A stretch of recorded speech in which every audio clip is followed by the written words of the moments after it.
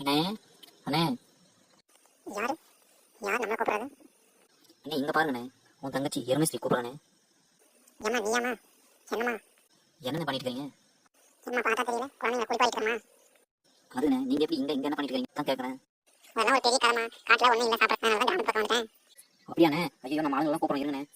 ஐயோ வேணாமா, என்ன மேய்க்கிறதுக்கே 6 பேர் வந்துருக்காங்க, அவங்களே போய் சுட்டுவாங்கம்மா. இங்க ஏன்னே வந்தேன், நானே இங்க சிக்கிக்கிட்டு கயிறை போட்டு கட்டிட்டு என் கை கழுத்துல 2 கவர் மூக்கில் ஒரு கவர் குத்தி கட்டி போட்டு வச்சுக்கிறேன். காலையில 2 லிட்டர் பால் கறக்கணுமா, சாயந்தரம் 2 லிட்டர் பால் கறக்கணும். இவங்க கொடுக்குற பொண்ணாக்கும் பூசாவுமே 2 லிட்டர் பால் பத்தலையாம். அப்படியாம்மா? என்னம்மா நீ இப்படி பண்றீங்களாம்மா? சபா, அப்ப இந்த கூட நான் குறைக்க முடியாது போல. ஆமாண்ணே, நீ காடு பார்த்து போய் சேர வழி பாருண்ணே. இல்லைன்னா இவங்களே சங்கிலி போட்டு கட்டி உன்னையும் பால் கறக்க சொல்லி உனக்கும் பொண்ணாக்கும் புழக்க பூசாண்டு கொடுத்து காலையில 6 லிட்டர் பால் சாயந்தரம் 6 லிட்டர் பால் கொடுக்க சொல்லுவாங்கண்ணே. அப்படியாம்மா? என்ன கூட பால் கறக்க சொல்லுவாங்க? ஆமாண்ணே, இவங்க விட்ட காலை மட்டும் கொண்டு வந்து பால் கறக்கிறதுக்கு ட்ரை பண்ணி பார்ப்பாங்கண்ணே. சீக்கிரமா காடை பார்த்து போங்க. சரிம்மா சரிம்மா, காடை பார்த்து தான் போறேன்.